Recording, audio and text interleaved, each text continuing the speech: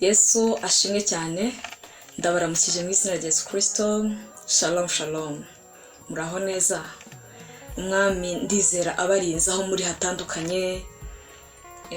Wowe waba ubonye iri jambo ry'Imana kuri YouTube uri mu gihugu cy'u Rwanda, ndizera ko urinzwe n'Imana.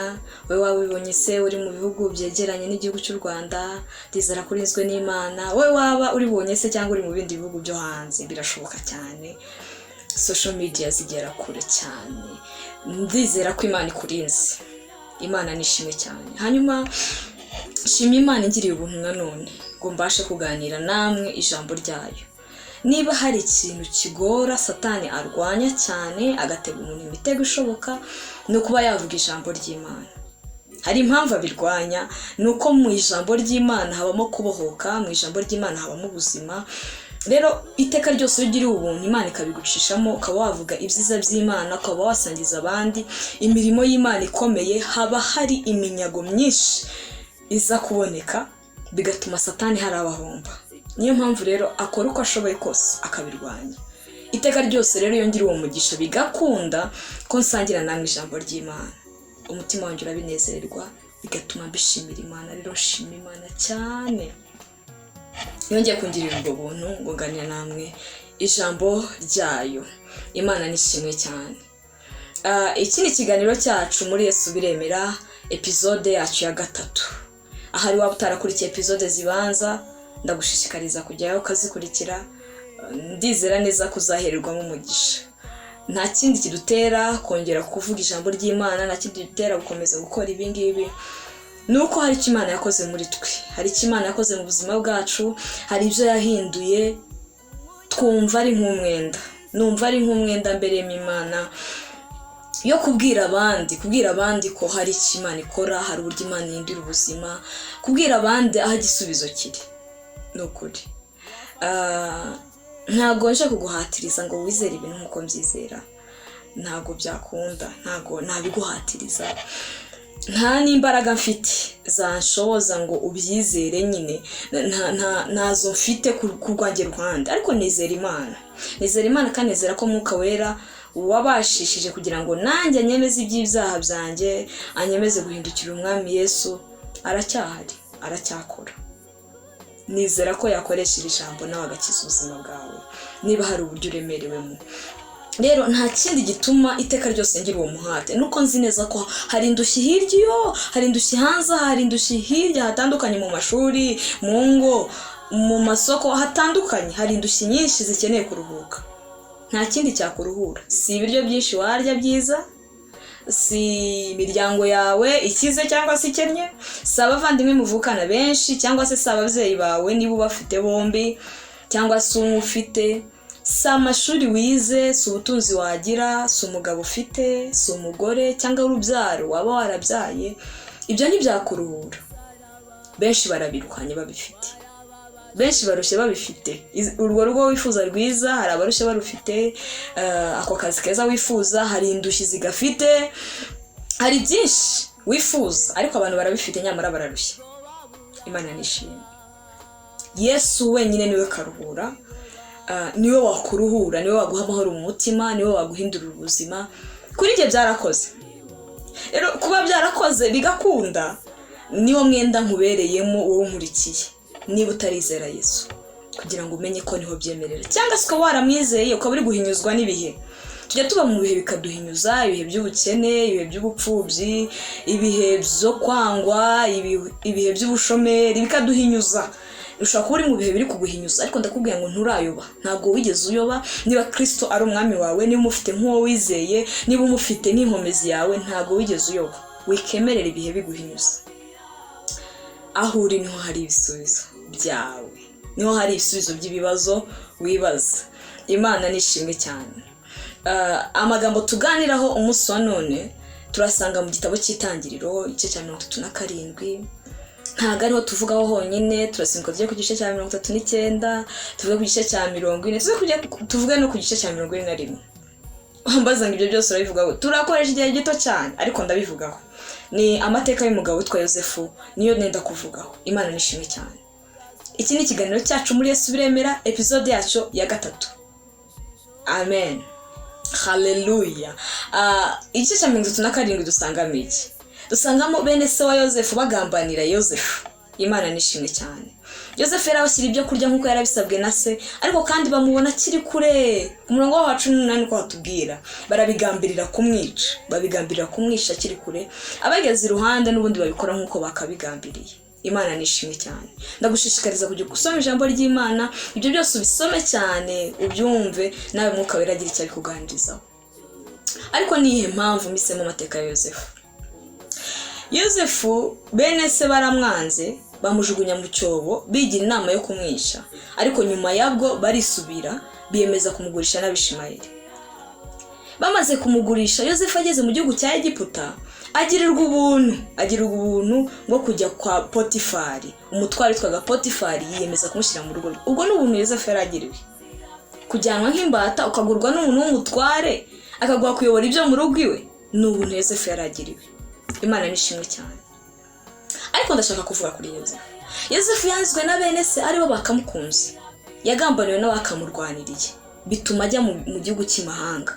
Ibyo ntibyateye Yosefu kurakarira Imana ngo ayange, ngo atangira akora ibyo yishakiye, atangira avuga uko yishakiye. Ntabwo byateye Yosefu kwanga Imana, kuko ageze kwa Potifari yakoze byose yasabwaga na Potifari, abikora neza. Kabone n'ubwo Imana yari yarabyemeye kwagurishwa na bene se. Imana nishimwe cyane.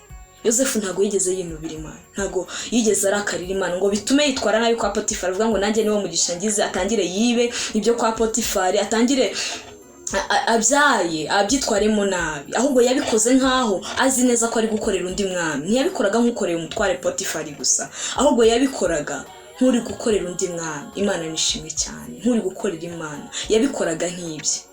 Ntago urugendo rwa Yosefu rwarangira ngo rworohe. Muka Potifari yifuje kuryamana nawe. Mu gice cyawo cya 39 niko tubisangamo.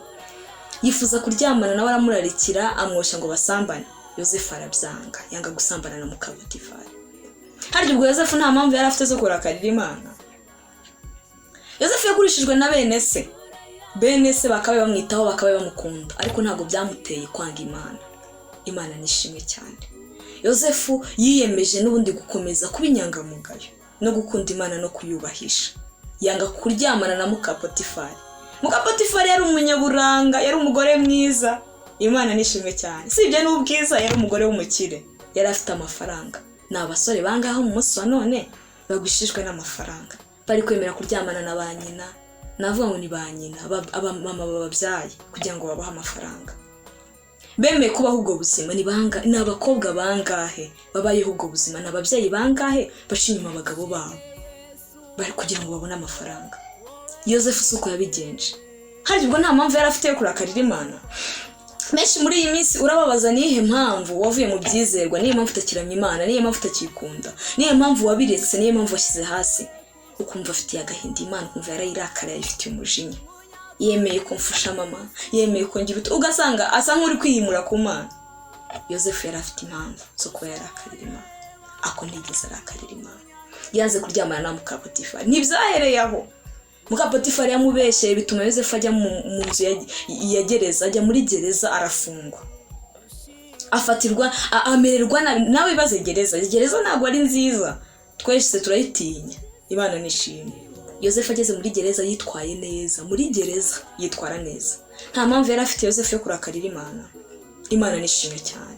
Ageze muri gereza akomeza gusavinga, afasha imfungwa bagenzi be, yitwara neza. Ijambo ry'Imana rirambwira ngo uwari uyoboye gereza yo kwegereza yamugirizeho ubutoni, bituma amugira nawe, amuhereza kuzaserva abakomeye bari bafungiwe muri iyo gereza. Imana nishimwe cyane. Yosefu yageze muri gereza ntiyarakarira Imana, akomeza kuramya Imana. Ijambo ry'Imana atubwira ngo bamwe mu batware bari bafungiwe mwaho barose inzozi babera amayobera. Yosefu arazibasobanurira. Asobanura inzozi zabo batware. Uko yabisobanuye biba ariko bigenda, kandi basohoka muri gereza kimara kubibasobanurira, yarabinginze arababwira ngo ubwo muzagera, ubwo ibyo nzaba nababwiye byose bizasohora, muzambabarire, ntimuzanyibagirwe. Muzibuke ko musize hano muri gereza, musabire kuri Farawo mbashe gufungurwa. Ijambo ry'Imana namwe ngo bagezeyo baramwibagirwa. Yosefu ntiyarakarira Imana. Imana nishimwe cyane. Muheza wa vino ni wari usigaye ariko yibagiye Yosefu, ntigeze amwibuka ngo yibuke ko ari muri gereza, yibuke ko ari amusore zanzozi amufashe kugira ngo ave muri gereza. Yaramwibagiwe. Aho ngaho ntago hatumye Yosefu arakarira Imana. Yakomeje kuba Yosefu ubaha Imana no muri gereza. Imana nishimwe cyane. Imana rero kuko itari nk'abantu kandi kuko Imana isoza isezerano ryayo, mu gice cya 41 mu itangiriro, mu gitabo cy'itangiriro tubonamo no Farawo nawe arota inzozi zikamubera amayobera. Aho ngaho Imana ikatabarira Yosefu akaba ari usobanura za nzozi. Niyo mpamvu amateka ya Yosefu ariyo yaje kandi kutuyaganirira. Bakristo bavandimwe, tumaze kurakarira Imana. Twaratinze ubona ibintu byose wasabye Imana byaraheze, byaratinze. Wasabye Imana kuguha akazi, umwaka umwe urashira, umwaka kabiri urashira, umwaka gatatu urashira, ntako yaguhaye. Warakariye Imana. Wasabye Imana urubyaro, ufite n'impamvu zatuma ukenera kubyara vuba. Wabaye imfubyi ukiri kera, ntabo mu muryango w'iwanyu ufite, uri ikinege, umeze ukeneye urubyaro ariko nturi kurubona. Warakariye Imana. Imana nishimwe cyane. Bamwe barakariye Imana bibatera gusubira mu byaha. Barakariye Imana bibatera kongera kwiyobagiza. Barakariye Imana bibatera kwibagirwa ko naho bari nuko bari ndetse n'umwuka bahumeka ari Imana ibibahereza. Uyu munsi je kukubwira ngo si cyo gihe cyo kurakarira Imana. Iyo wihanganye muri Kristo birakunda. Nta handi hari ibisubizo byawe. Ndakubwiza ukuri, nta handi hari ibisubizo byawe. Si mu bihugu by'imahanga hari abariyo bataguwe neza. Nibyo hari abariyo bamerewe neza, barahari pe, ariko hari n'abariyo bataguwe neza. Ntago ari igihe cyo kurakarira Imana, ni igihe cyo kongera kwizera. Ni byinshi yavuganye nawe, ni byinshi yagusezeranije, ariko byaratinze, none wararakaye. Kurakara kwawe kwagusubije mu busambanyi, kurakara kwawe kwagusubije mu businzi, kurakara kwawe kwagusubije mu kongera kunywa ibiyobyabwenge, kurakara kwawe kwatumye yongera kuba umunyamatiku, kwatumye yongera kuba umugambanyi, kwatumye yongera gutunga inzangano mu mutima wawe, kwatumye yongera kuba indyarya, umunyeshari. Kurakarira Imana kwawe kwatumye uhunga gukiranuka. Imana nishimwe cyane. Yosefu yari afite impamvu nyinshi zo kurakarira Imana. Ariko kandi yibukaga ko neza, kabone n'ubwo Imana yemeye ko bene se bamugurisha, kabone n'ubwo Imana yemeye ko muka Potifara mubeshyera bigakunda kandi yaranze gusambana kugira ngo adasuzuguza Imana, kabone n'ubwo yakoze umurimo w'Imana agasobanura babanye inzozi zabacanze. Ibyo byose n'ubwo Imana yarekaga akaguma muri iyo situation yari arimo, ntibyateye Yosefu kurakarira Imana. Yakomeje kuramya Imana n'umutima uciye bugufi. Yakomeje gukora ibyo akwiye gukora, akabikora neza yihanganye. Imana nishimwe cyane. Natangiye nkubwira ngo sinzi ahantu utinze, sinzi ibyo urimo, ariko si cyo gihe cyo kurakarira Imana.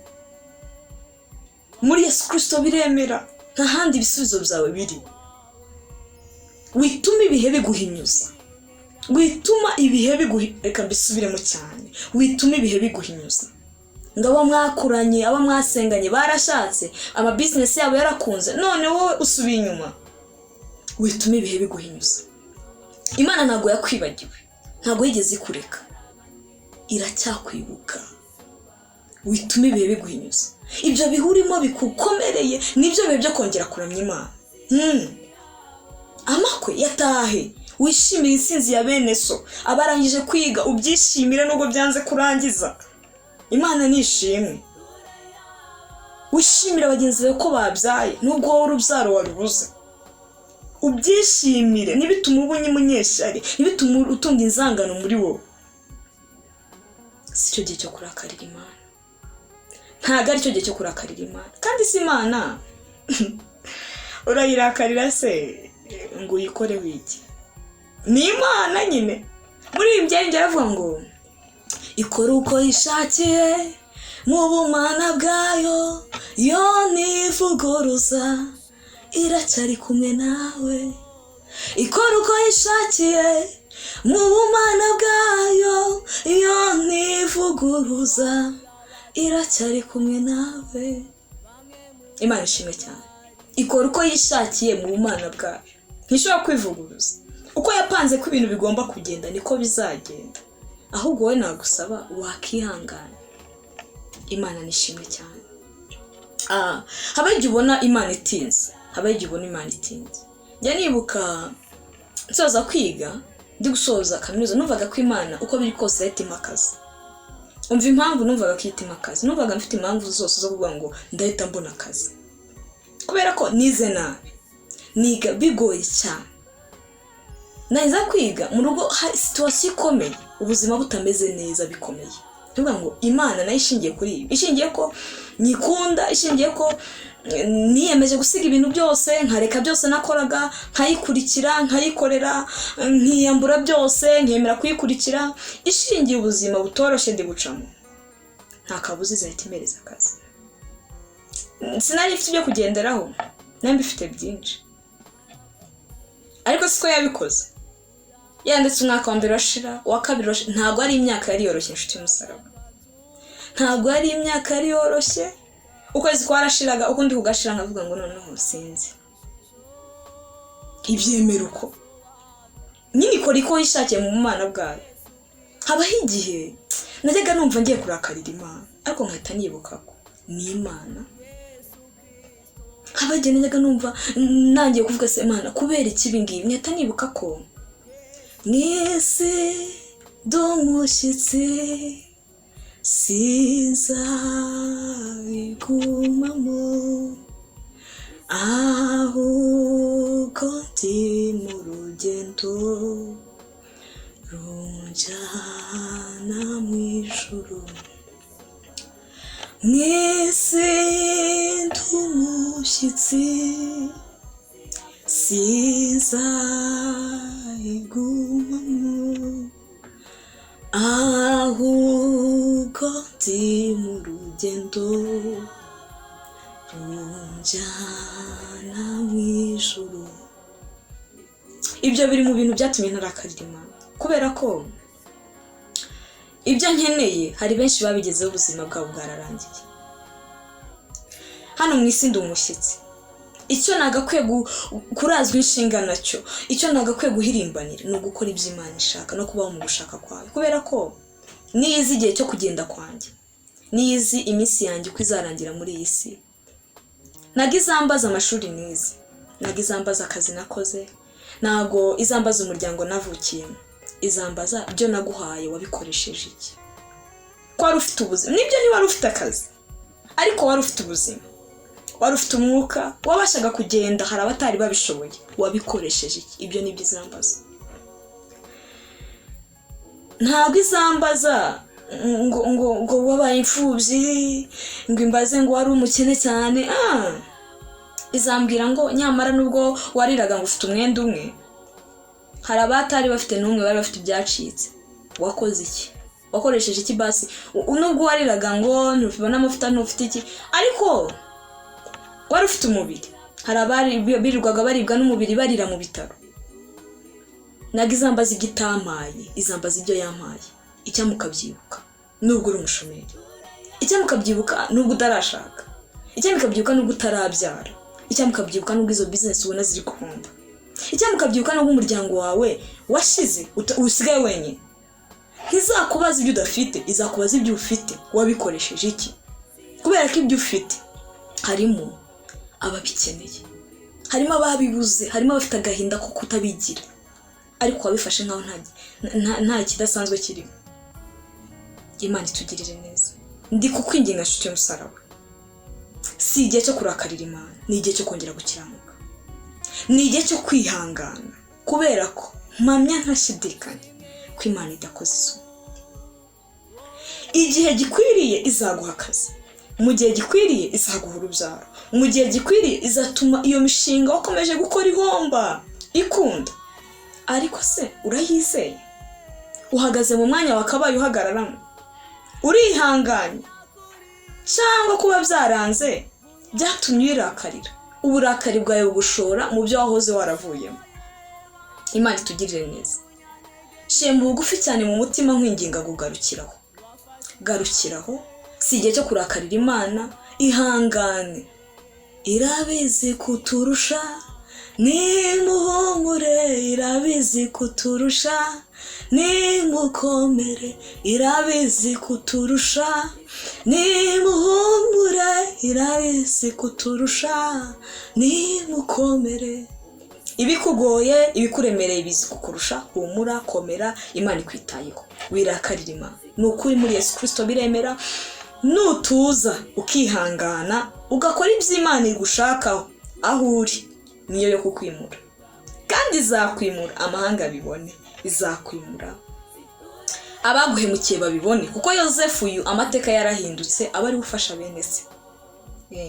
Hanyuma sinasoza aka kantu nakubwiye, yemwe bana Imana imara gutabara mugatangira kwihorera, suko Imana ibishaka, suko Imana ibishaka. Impamvu yagutabaye no kugira ngo bamenye ko utabayeho kubw'umugambi w'abantu, no kugira ngo ubigishe, si ukugira ngo bahane.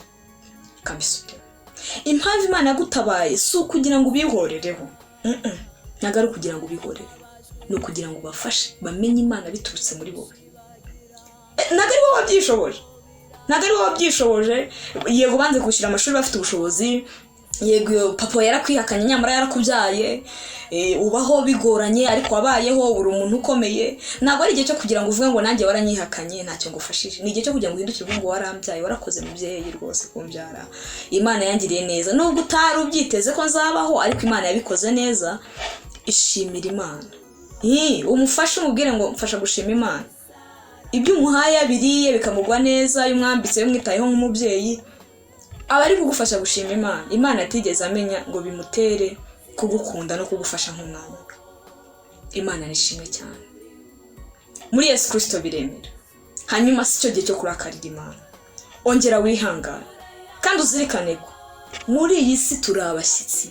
Ibyuririra uzabihasiga, byituma udatungana, byituma udakunda Imana, byituma utayiramya, byituma ugira amaganya ngo uhore wihebye. Nyine ntibirakunda ariko bizakunda, kandi nibitanakunda ntacyo uri guhomba. Ntizakubaza ibyo itaguhaye, izakubaza ibyo yaguhaye. Reka nkwibutse ikintu cyose kiyongereye mu byo uhawe ni inshingano ziyongereye mu buzima bwawe. Kanyikubwire neza, uwahawe byinshi azabazwa byinshi. Kambisubiremo, uwahawe byinshi azabazwa byinshi. Koresha ibyo ufite ubishimira Imana, kuko ibyo uri kuririra plus ibyiyongera mu buzima bwawe, plus inshingano zawe ziyongera, kandi no mu byo uzabazwa nabyo bizazamo.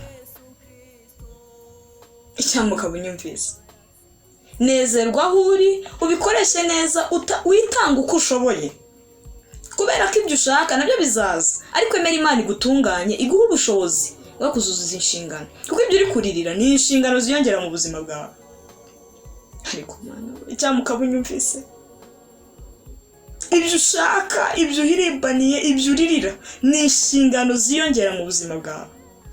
Imana rero si umuswa kugira ngo ikongerere inshingano itaraguha ubushobozi. Ntago Imana yakora ikosa ryo kukongera inshingano itaraguha ubushobozi bwo kuzikora. Birashoboka ko ubushobozi butaragera, cyangwa se ari igihe cyawe, byose birashoboka. Hanyuma ihangane utegereze Imana, ntijye ibeshya, ibyo yavuze irabikora. Ariko bituma uburakari ufite bw'uko haba runaka basubijwe. Erega urugendo rwawe si urwanaka, inzira zawe si nk'izundi. Ibyo Imana ishaka gukora mu buzima bwawe si ibyo ishaka gukora mu buzima bw'undi. Aho ishaka kukugeza si ho ishaka kugeza runaka. Niyo mpamvu reka kwikompara na runaka mwasenganye cyangwa se mwakuranye ngo hari aho yageze hari aho utaragera. Ntago nabivuga gute, ntago mwaje muri gahunda imwe. Mwaremwe mwese kubw'umugambi w'Imana ibafiteho gahunda ibakunze, ariko kandi icyabazanye si kimwe. Kuko iyo kiba kimwe, umwe yari kubahagije, umwe yari kubahagije. Niyo mpamvu yari kuzana version zanyu ebyiri, umwe yari kubahagije. Rero uratandukanye, n'ibyo uzacamo biratandukanye, kuko n'ibyo ugomba gukora biratandukanye, n'uburyo ugomba kubikoramo biratandukanye. Emera Imana igendane nawe intambwe ku yindi bigushoboza. Imana ishimwe cyane, sinshaka kubarambira. Ndacyakubabwira ngo muri Yesu biremera, biracyakunda. Komera ushikame, tuza mu mutima, wihangane, reka kurakarira Imana. Ndabizi ufite impamvu uzayirakarira, uhora uyibwira ngo kuki njyewe, uhora uyibwira ngo kuki njye Mana, kuki atari bariya, kuki njyewe.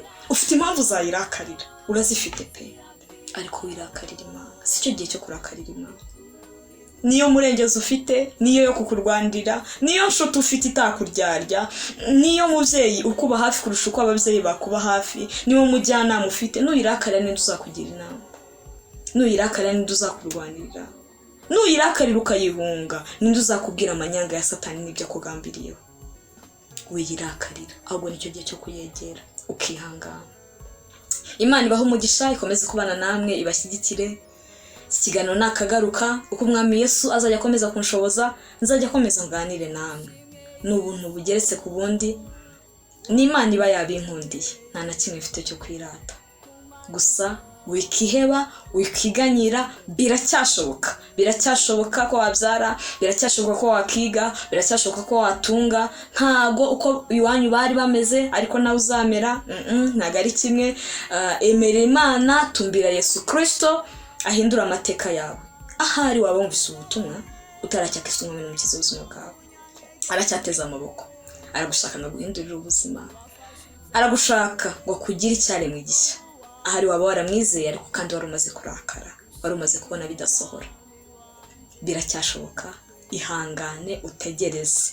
Ariko kandi witegerezanya umujinya, tegerezanya guhimbaza. Himbaza Imana kurusha uko wigeze ko wabikora, kubera kuko biri kose iri gutinda kubwa impamvu. Ufite impamvu nziza cyane iri kwitera gutinda.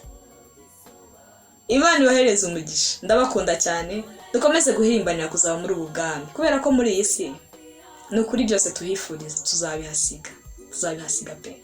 Tubinezererwe mu gihe tubifite, mu gihe tutarabibona twihangana, Imana izabiduhereza. Ariko kandi dukomeze kuramya Imana, kuko icyo ngicyo nicyo kizahoraho, nicyo kizahoraho. Hari ubundi buzima nshuti, nyuma y'ubu buzima turi kubamo hari ubundi buzima, ibyo ntukabyibagirwe. Shalom shalom.